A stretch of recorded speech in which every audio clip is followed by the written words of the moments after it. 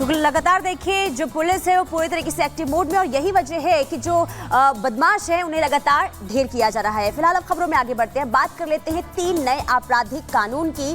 3 नए आपराधिक कानून को लेकर देखिए लागू तो हो गया है, लेकिन इसे लेकर सियासत भी शुरू हो चुकी है। क्यों सियासत हो रही है, प्रगति आपको बताएंगे। बिल्कुल, और क्या कहा जा रहा है विपक्ष और विपक्ष की क्या राय है नए कानून पर, क्यों आपत्ति दर्ज कराई जा रही है, इस पर तमाम प्रतिक्रियाएं अब सामने आ गई। रिपोर्ट देखिए।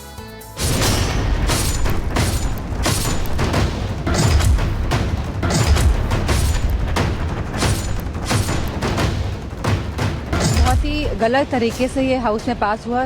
इन कानूनों में कोई चर्चा भी नहीं हुई है। या अलग अलग नाम लिख लिए गए, कानून तो था ही, देश तो कानून के ही रास्ते से चल रहा था। ये एक पुलिस राज की स्थापना करेंगे इस देश में। अंग्रेजों के बनाए हुए कानून निरस्त होकर भारत की संसद ने बनाए हुए कानून है।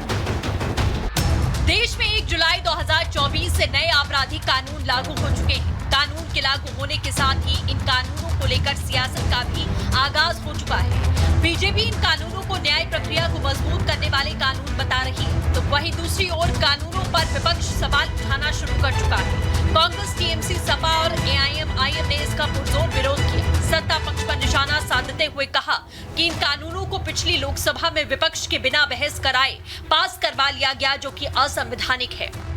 विपक्ष के इन सवालों का दो टूक जवाब देश के गृह मंत्री अमित शाह ने दिया और साफ कहा कि अंग्रेजों के जमाने के बनाए कानून से आज देश को छुटकारा मिल चुका है। विपक्ष को आड़े हाथ लेते हुए साफ कहा कि इस मामले पर विपक्ष सिर्फ और सिर्फ भ्रम फैलाने की कोशिश में जुटा है। साथ ही ये भी कहा कि नए कानूनों से अब न्याय प्रक्रिया और भी आसान होगी।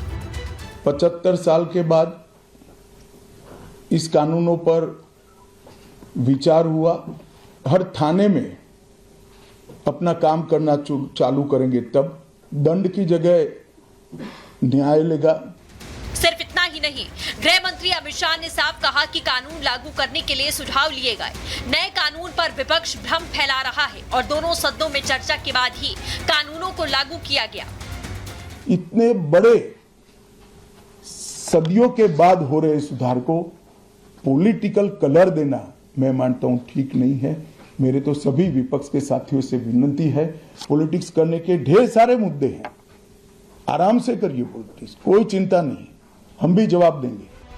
अंग्रेजों की बनाए गए कानून बदल दिए गए और 77 साल बाद स्वदेशी कानूनों की शुरुआत हो चुकी है, लेकिन विपक्ष का नए कानून पर सवाल खड़े करना बताता है कि उन्हें गुलामी के कानून ही पसंद थे।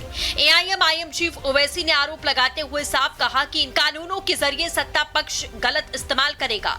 आदिवासी, दलितों पर, मुसलमानों पर इसका गलत इस्तेमाल किया जाएगा, किसी को कभी भी जेल में डाल दिया जाएगा। वहीं बीजेपी ने ओवैसी के इन आरोपों का खंडन किया। ये रोलेट एक्ट है एक मानों में, और दूसरा ये है कि इससे जो भारत की जनता की सिविल लिबर्टीज हैं वो खत्म होकर रह जाएंगी। तीसरा ये है कि सरकार ने सुप्रीम कोर्ट में कहा सेडेशन कानून को निकालेंगे, मगर उन्होंने लफ्ज सेडेशन इस्तेमाल नहीं किया और एक मानों में सेडेशन का कानून बना दिया। अंग्रेजों के ज़माने का कानून इनको चलेगा, बट अपने देश में बने हुए कानून जो कि पूरी चर्चा के साथ बनाए गए हैं, सारे पक्षों के विचारों को सुनकर बनाए गए हैं। इसमें तो इवन आम जनता से भी भाई कई ऐसी चीज़ें हैं जो नए प्रावधान इसमें जोड़े गए हैं। मॉब लिंचिंग वगैरह जैसी चीज़ों की धाराएं इसमें जोड़ी गई हैं। जिस तरीके से नाबालिगों के साथ दुष्कर्म जैसी और जिस तरीके से ऐसी घटनाएं होती हैं, इन तमाम चीज़ों को इसमें इनकॉर्पोरेट किया जा रहा है, उसको लेकर इन लोगों की चिंताएं हैं। बट वो 19वीं सदी के समय का कानून चल रहा था, वो इन लोगों के लिए ठीक है। 3 दिन के अंदर एफआईआर, 3 साल के अंदर न्याय, यानी शिकायत से लेकर एफआईआर, चार्जशीट से लेकर फैसला तक की डेडलाइन अब तय हो गई है। फिर भी विपक्ष के पेट में दर्द हो रहा है, लेकिन कानून के तहत 3 साल के अंदर न्याय की गारंटी है। 3 दिन में एफआईआर दर्ज करनी है, 7 दिन के भीतर जांच रिपोर्ट पीड़िता के सार्वजनिक करनी है, 60 दिन के अंदर ही अपराध तय करने हैं और घोषित अपराधियों के खिलाफ 90 दिन के अंदर मुकदमा कायम करना है और आपराधिक मामलों में मुकदमे की सुनवाई के बाद ज्यादा से ज्यादा 45 दिन के अंदर जजमेंट की घोषणा करनी। कानून लागू हुए महज कुछ घंटे हुए और मध्य प्रदेश के ग्वालियर में पहली एफआईआर भी दर्ज हो गई, जिसकी जानकारी खुद गृह मंत्री अमित शाह ने अपनी प्रेस कॉन्फ्रेंस में दी। ये बताता है कि जनता का भरोसा कितना है। मामला अब तक के रिकॉर्ड के हिसाब से ग्वालियर के पुलिस थाने में हुआ है और चोरी का है। किसी की मोटरसाइकिल चोरी कर ली गई 1,80,000 की वैल्यू की। इसका मामला 12:10 पर रजिस्टर हुआ है, पहला मामला नहीं है। और जो वेंडर के खिलाफ मामला रजिस्टर हुआ इसका प्रावधान पहले भी था, ये नया प्रावधान नहीं है। पुलिस ने इसका रिव्यू का प्रोविजन का उपयोग कर वो मामले को खारिज कर दिया। एफआईआर दर्ज होने का सिलसिला शुरू हुआ तो एक के बाद एक होती चली गई। एमपी, दिल्ली, कश्मीर तो यूपी के अमरोहा और बरेली में भी नए कानून के तहत 2 एफआईआर दर्ज की गई, जिसे लेकर यूपी के डीजीपी प्रशांत कुमार ने कहा, तीनों कानूनों को लेकर यूपी पुलिस ने तैयारियां पूरी कर ली हैं। तीनों कानूनों को लागू करने के लिए पहले से ही उत्तर प्रदेश पुलिस ने व्यापक तैयारियां कर रखी थी, जैसे कि ट्रेनिंग, आवश्यक खरीदारियां, आवश्यक उपकरण तथा हमारी जो टेक्निकल विंग है उसने आवश्यक नेटवर्किंग, जो सभी थानों को आवश्यक सॉफ्टवेयर इत्यादि भारत सरकार के द्वारा जो चीजें उपलब्ध कराई गई थी उसके अनुरूप करा दी गई हैं।